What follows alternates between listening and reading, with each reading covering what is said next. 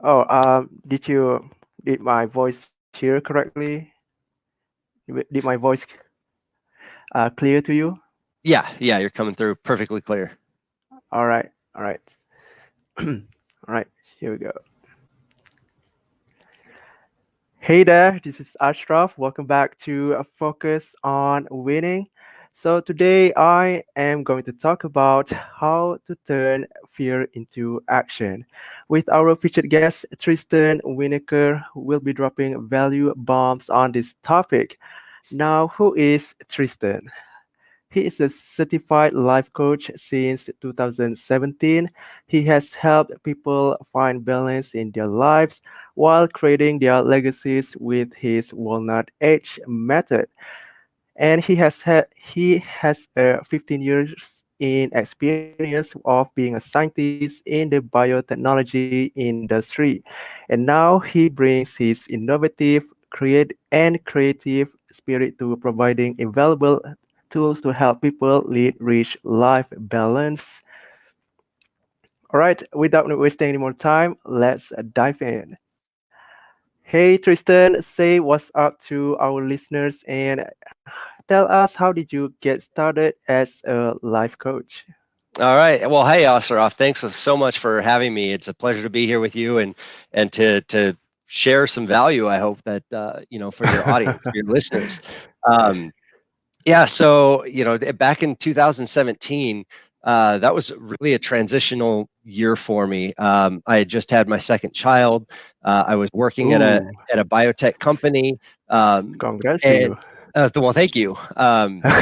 And at just about the middle of that year, I actually got laid off from the job that I had. So there I was, Mhm, picture that a dad with a 2-year old and a newborn, mhm, right? And so I was under this incredible pressure I felt to find my next job as quickly as I could. Um, mhm, and part of what had really been calling to me, not just then, but over the years, was teaching. And it was maybe only a year before that I had found out about coaching. I'd never had a coach. I'd never really looked into that before, but I found out about it. And so I decided that was a golden opportunity for me to go get certified as a coach, so that I could really help people. I wanted to step beyond what I knew in the biotech industry as a lab scientist and help people in a more direct way. Right. So, despite not having a job and having to pay tuition for a certification, right, didn't seem like the most responsible thing, but it was calling to me so strongly it was just something I had to do. Right. And there were certainly some difficult times through that, with building a business, with balancing my family. I was losing sleep. I felt so much pressure to make it work. mhm, um, and so that's really what I strive to bring to my clients: is how do we create a vision for the life that we want to have and maintain a balance with all the things that are most important to us as we work toward building that vision. mhm. And why did you change to a life coach? I mean, you were from a biotech technology, some sort of background like that, right? So, Right. Yeah. Yeah, great question. Part of it was, so I had to go back even further, as far back as high school. I had a goal, wow. a dream of getting a PhD and Uh-huh. teaching at like a university level and doing like genetics research and that kind of thing. That was Mm, fascinating to me. The field of genetics is fascinating to me.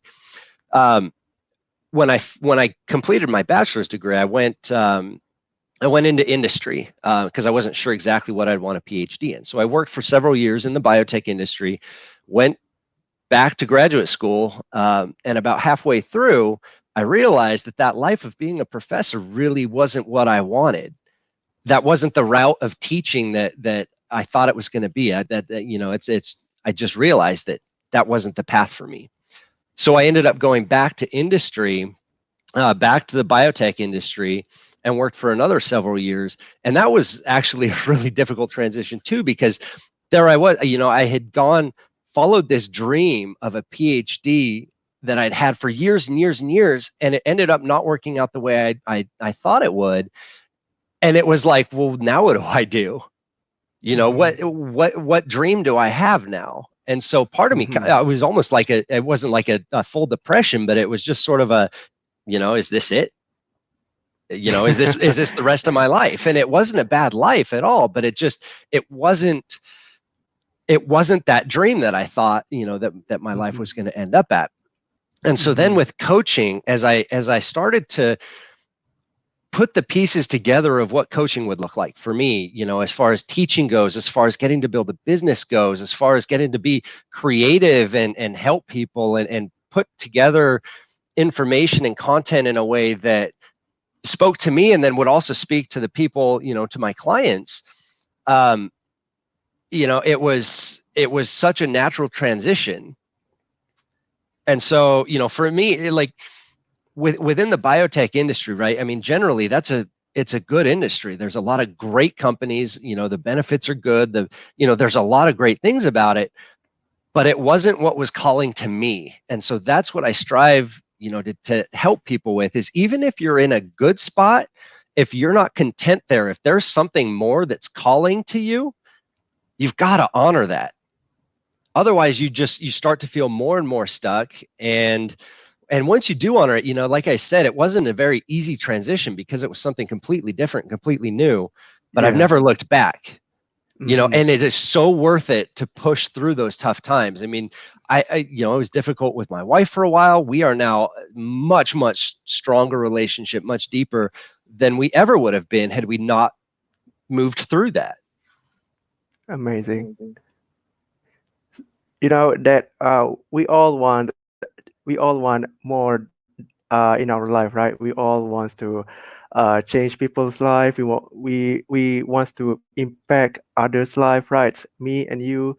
So it's amazing that you have that kind of mindsets that you want more uh, out of your life than just following a trend. Yeah, yeah, absolutely. And I think all of us have that on some level. For me, it was definitely the biggest calling was in my career, but this can show up in any area of your life, your health. If you want better health, it can be so easy, and so many people, you end up stuck in that same pattern, right? Of the same Hmm. diet, the same, whatever that level of exercise is or isn't, for you. Um, within our relationships, do you want more friends, but deeper relationships?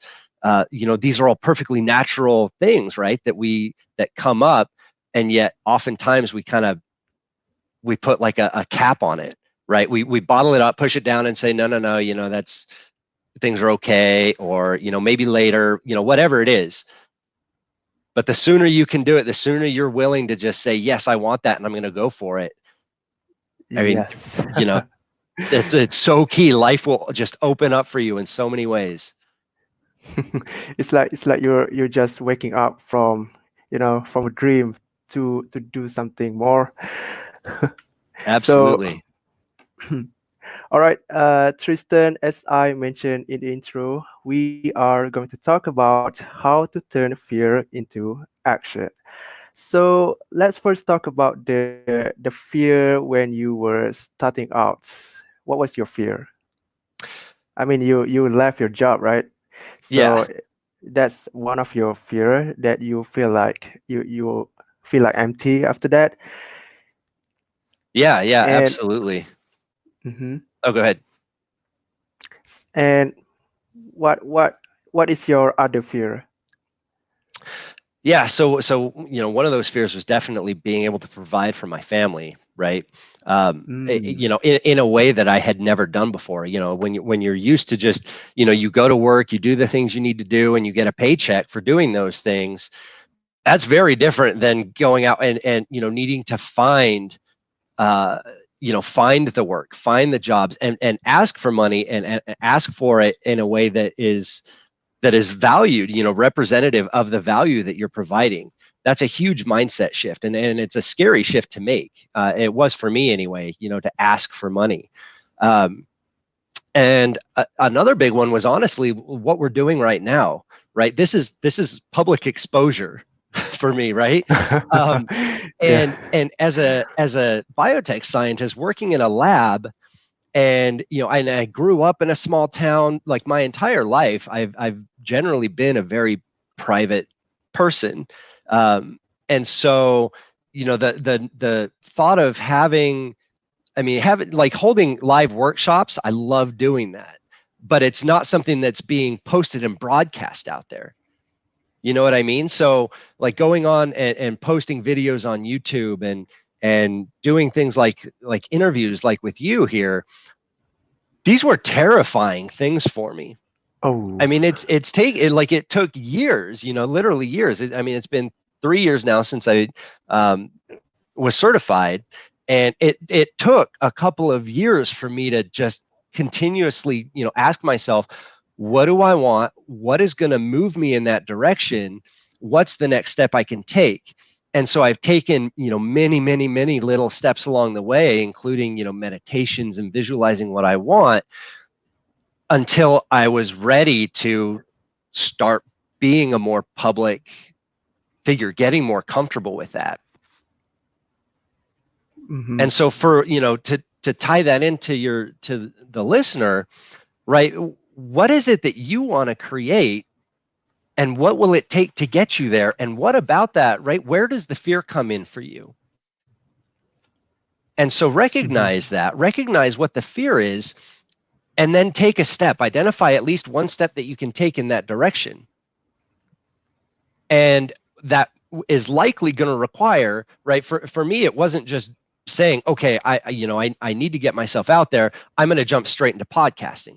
No, it was a gradual process, right? Of doing little steps that gradually got me more and more comfortable and took me closer and closer, right? So you may need to chunk it down and break it down into smaller and smaller pieces until you've identified an action that you can take that's not this big, this big, scary, like all or nothing kind of thing, right? It's about walking the path one step at a time.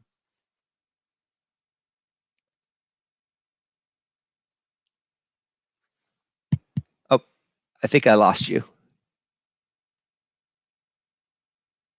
So, Oh, oh. there we go. So, and it's amazing that you mentioned about being in interview where you have to spend years of building up your confidence to be where you are right now, right? And also that's, I too feel fear when I'm about to interview people, especially people that speak other language than me, English, right? And Mm-hmm. my language is Malay, just to let you know. So yeah, it's kind of holds me back to do what I want to be. Well, and I want to commend you because you're doing a fantastic job, and you're clearly, even if you're experiencing the fear, you're still moving forward. You're still doing it, right? You haven't decided that this is too uncomfortable and, Hmm. hung it up and quit. And that is so crucial, right?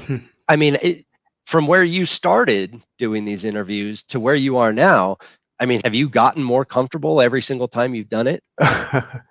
Of course not.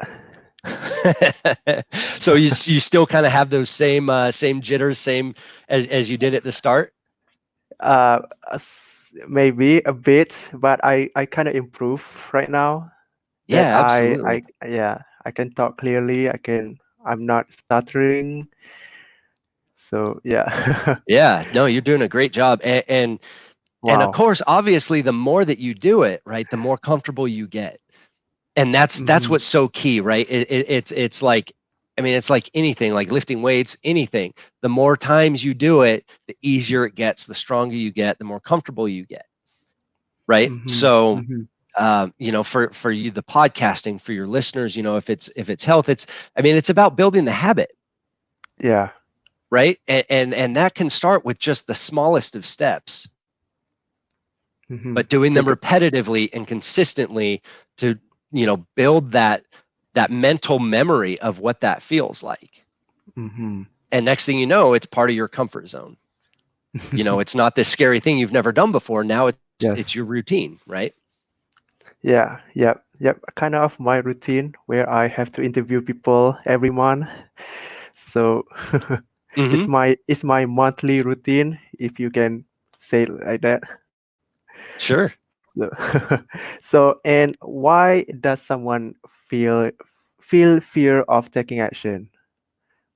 Yeah, that's another great question. So, with the life we have and the experiences that we have and the picture of ourselves that we have, right? We all have kind of this story of who we are and what we're capable of and what we aren't capable of, right? And so the things that we have done, the things that we've known, the experiences we've had, all kind of work together to create a comfort zone, right? Mm-hmm. So it's all the things that we know and that it's part of our daily routine, and we know we wake up and we do it, we have a certain routine, and throughout our day we typically have a certain routine, and same with the evening. Now when we want to start something new or try something new, that goes beyond the scope of our experience, so it falls outside of our comfort zone. And so what happens is, and this can be anything, I mean, this can be starting a business, this can be starting a new diet, this can be going skydiving for the first time, whatever it is that's new, there's going to be an element of fear. And our subconscious mind is there to help us stay safe, right? Our subconscious mind wants us to stay within our comfort zone, even if our comfort zone isn't so great, because at least it knows that we're safe there, right? I mean, we're still breathing, we're not dead. So it's a safe place to Mm-hmm. be, right? And so as soon as we start challenging that and start looking to do something outside of our comfort zone, all of our subconscious triggers will come up to try to prevent that from happening, right? So it can be things like delay, procrastination, talking ourselves out of it, and often fear is a big part of that. We get scared, and sometimes that can also tie back to experiences we've had in the past, right? So again, for me, and putting myself out there publicly, when I was a kid back in school, I was a good student, but I was a quiet student. And Mm-hmm. I got teased. I there were a couple of grades particular where I got bullied. There were a couple guys who bullied me. And so Mm-hmm. part of my subconscious fear that I began to recognize was I I had a belief, true or not, I had a belief that if I put myself out there, I was exposing myself to being bullied or ridiculed or, whatever. And it was those childhood memories that were triggering that. And so those were the things that I had to work around as well, or work with rather. Um, and so, I think there are a lot of ways that people kind of talk about dealing with fear, overcoming fear. In my opinion, fear isn't really ever something that is overcome. It's more something that's, as I call it, you befriend your fear. I think your fear Wow, is always going to be there, and different. yeah, and to try to overcome it is like saying, well, I can't move, I can't take action until I've overcome it, until my fear is gone. And I don't think that's a realistic expectation. Your fear is going to be there. The goal is, rather than, if you're in a car, rather than having your fear be in the driver's seat and dictating where you're going or not going, you want to be in the driver's seat. Put your fear in the back seat, recognize that it's there, but say, you know what, you're here. My fear is here with me, but I'm going to tell you where I'm going to go. And that's where it's, Mm-hmm. to continue the car analogy, you don't have to suddenly drive 500 miles to get to where you want to go all in one shot. Just get to the next intersection, just make the next Mm-hmm. turn, right? Those are the small steps, chunking it up piece by piece. And as you do that, you build confidence, you build recognition that you can keep moving, and that fear, that voice of fear, will get smaller and smaller and smaller. So you think someone fear of taking action because they don't know what they are capable of, and they will be out of comfort zone, and also they will be they are tied to the past, right? So those are the 3 points that I've got from what you were saying. Yeah, that's a Hmm. that's a beautiful summary. And so how do we turn fear into action? I mean, you mentioned it before, like take baby steps, take small steps, but hmm what are other things that we could do to turn that fear into action? Well, I think a really important thing to do is to focus on your why. Why Mm-hmm. is it that you want to do this new thing? And maybe it's just as simple as challenging yourself, right? Like skydiving. I mean, if you go skydiving, that's probably not going to, build, you're not building a business. You're not necessarily helping, other people. It could just boil down to as simple as challenging yourself to do something that you've never done before and that most people do consider to be a scary thing to do. Right. So why is it that you want to do what you want to do? If you want to improve your health, why do you want to do that? Mm-hmm. Is it so that you can, be in better shape to run around and play with your kids? Is it so that you can perform, better at sports that you enjoy doing? Is it simply because you want to live to be 100 years old and, at when you're out of shape or overweight or whatever, the odds of that are smaller, right? So what is your why? What is the reason you want to do this?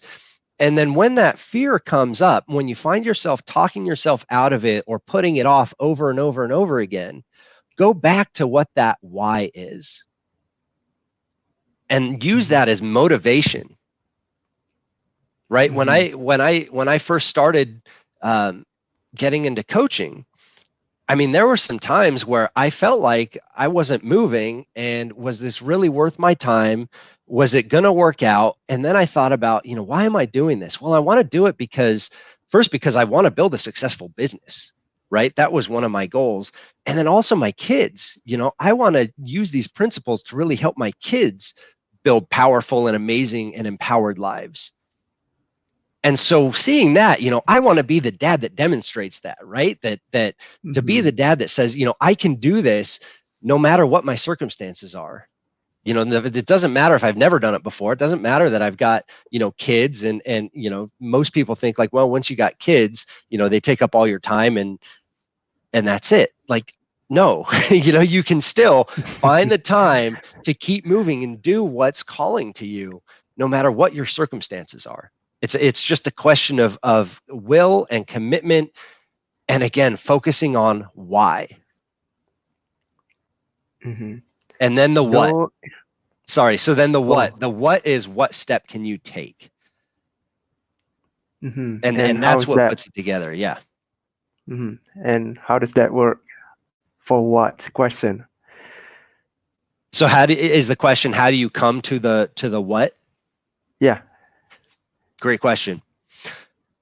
So when you think of your vision, when you think of what it is that you want to create, there is always a next step that you can take. So let's say you want to build a business and you have no idea what that, maybe you have no idea what business you want to create. You don't know what product or what service you want to do.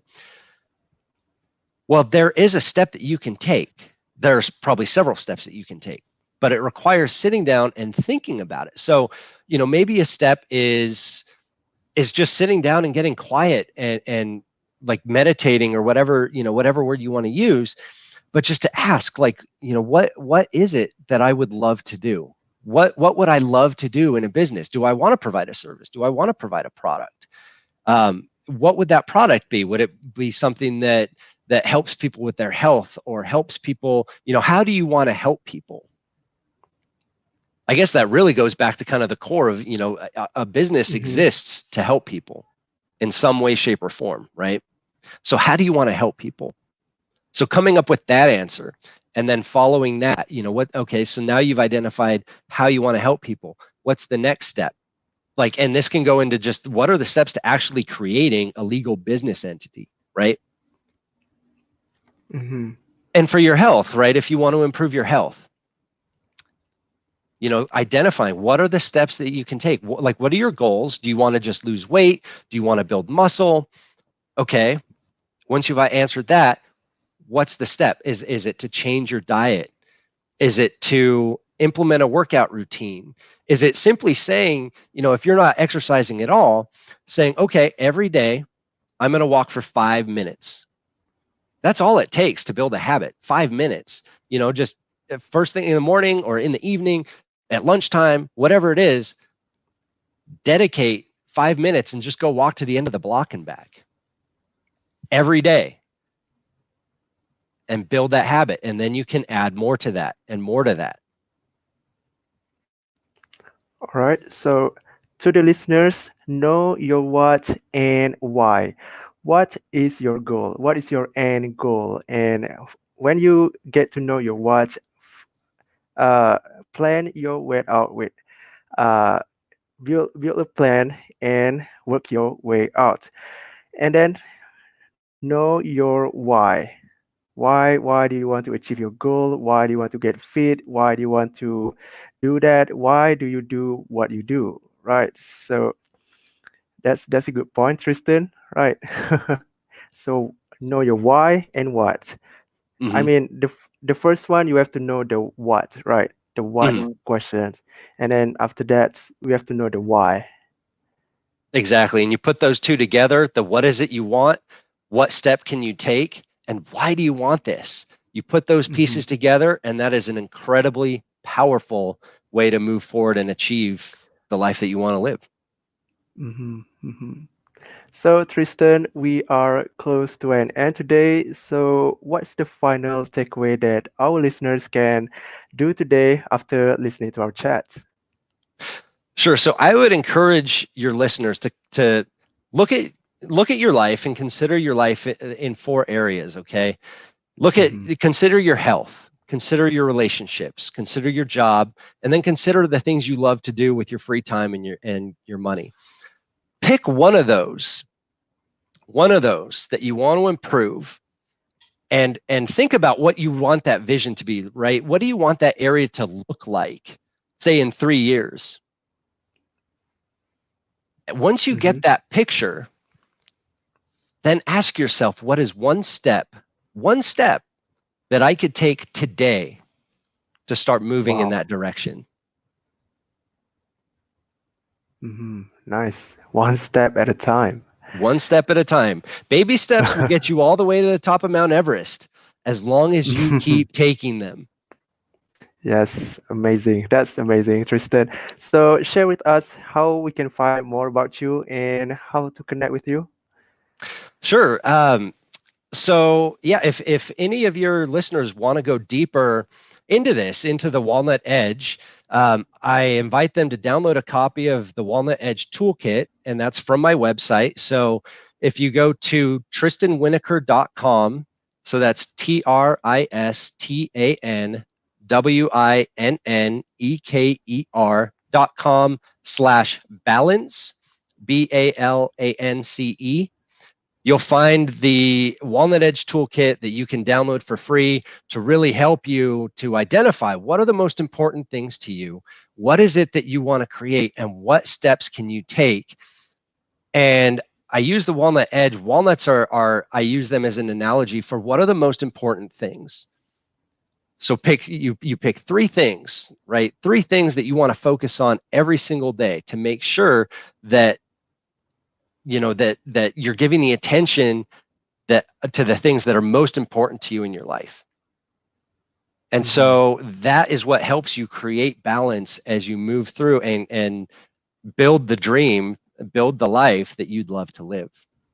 So again, the Hmm. Walnut Edge Toolkit, tristanwinneker.com/balance.